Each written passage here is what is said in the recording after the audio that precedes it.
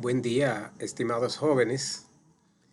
En la mañana de hoy vamos a estudiar un tema muy interesante para todos ustedes y para el conocimiento de la iglesia, para que ustedes tengan mejor conocimiento de cómo es nuestra madre iglesia, su vínculo con Cristo Jesús. El tema que nos compete para hoy es la iglesia como cuerpo místico de Cristo.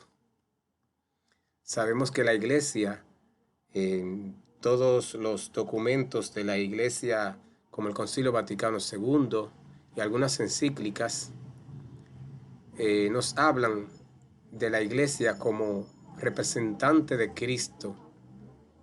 Y en el día de hoy vemos un título especial como cuerpo místico de Cristo. Es decir, entrando en materia, vemos aquí en esta diapositiva que tenemos como título La Iglesia, cuerpo místico de Cristo. Iniciamos diciendo que es la iglesia humana y divina. ¿Cómo es eso? Vamos a ver. Desarrollemos las siguientes diapositivas.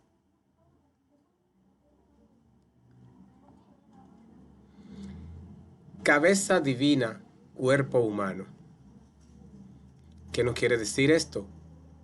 Nos dice que es Dios quien la dirige. Es Dios quien tiene el control de nuestra madre iglesia.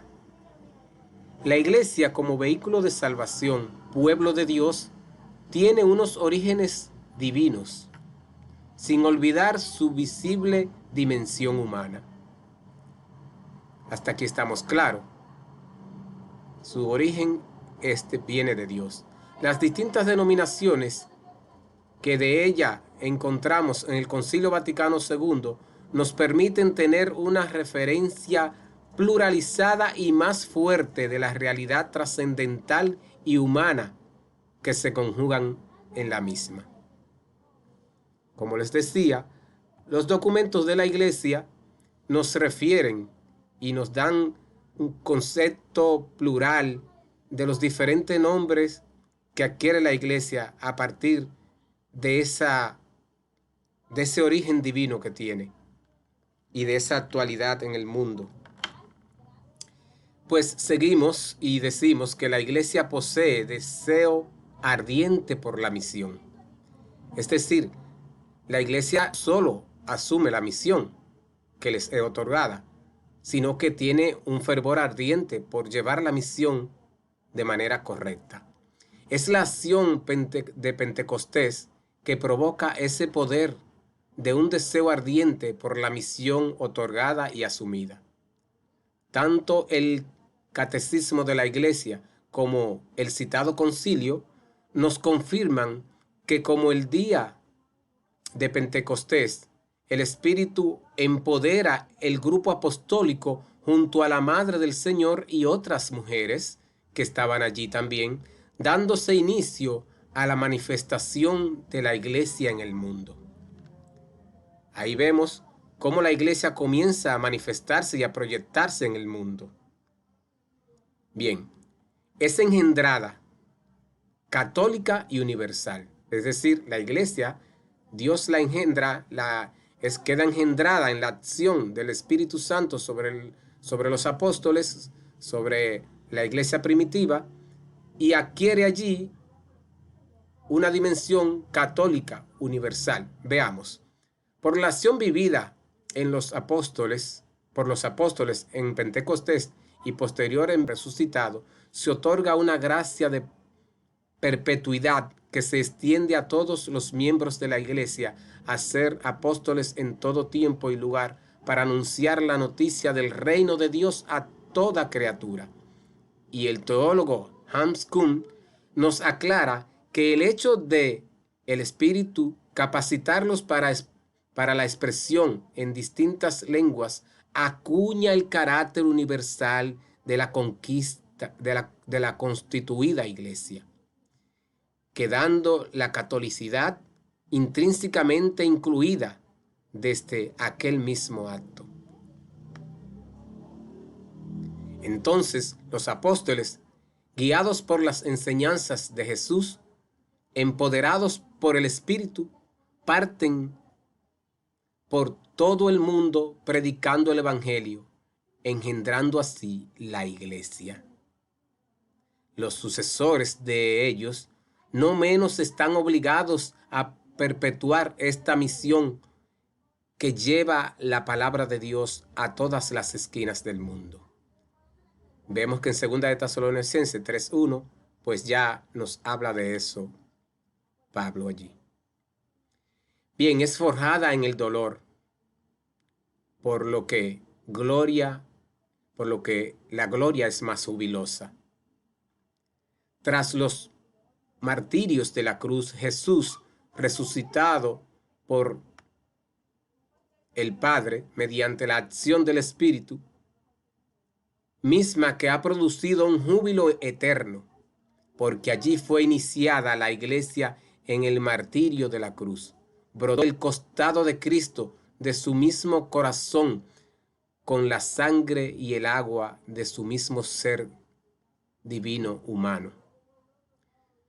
Se siente más comprometida porque como Cristo, su gloria llega tras el sacrificio y la abnegación. Podemos corroborar esto en Mystis Corpus Christi número 12. Bien, continuemos. Jóvenes, ven qué interesante es ver de dónde procede el hecho de que nuestra Madre Iglesia ha sido constituida por el mismo nuestro Señor Jesucristo. Bien, en la encarnación nos devuelve la filiación al hacernos sus hermanos en la carne. Cristo, al tomar condición humana, entonces nos devuelve esa pérdida que tuvimos cuando perdimos la filiación con el Padre por la desobediencia y el pecado cuando entró en el mundo por nuestros padres. Ahora Cristo nos recobra lo perdido, devolviéndonos la adopción filial, haciéndonos sus hermanos, por tanto, parte suya, carne de su carne y sangre de su sangre. Todo queda lógica y monolíticamente amarrado para no desvincularnos de él jamás, siempre y cuando, claro, les aceptemos, porque hemos sido creados como criaturas libres. Bien, vemos que es jerárquica nuestra iglesia, tiene un cabeza, es Cristo, entonces jerárquica, pero a Cristo como cabeza. La iglesia compuesta también por personas, hombres y mujeres, que en el ejercicio de sus funciones místicas y sacras constituyen una estructura jerárquica con Cristo como cabeza, donde el clero y los fieles, según el carisma y grados de complejidad de sus responsabilidades, se distribuyen en orden de jerarquía como formando un cuerpo total con Cristo. ¡Wow! Ahí está. Esa es la parte central. Formando un cuerpo total con Cristo, donde Él como cabeza y nosotros somos extremidades y tórax. Llevamos la misión en conjunto con el mismo celo apostólico de aquel día de Pentecostés, actuando en el mundo para siempre y hasta el fin de los tiempos. Parusía. Eso lo encontramos en la encíclica Mystis Corporis Christi, número del 6 al 16. Bien, mis estimados jóvenes, rápidamente hemos visto cómo nuestra Madre Iglesia es el cuerpo místico de Cristo. Ese grupo de hombres y mujeres comprometidos, consagrados y laicos que van por el mundo anunciando la buena nueva de Cristo Jesús, del reino de Dios, hasta que el Señor vuelva. Bien, muchísimas gracias. Hasta pronto.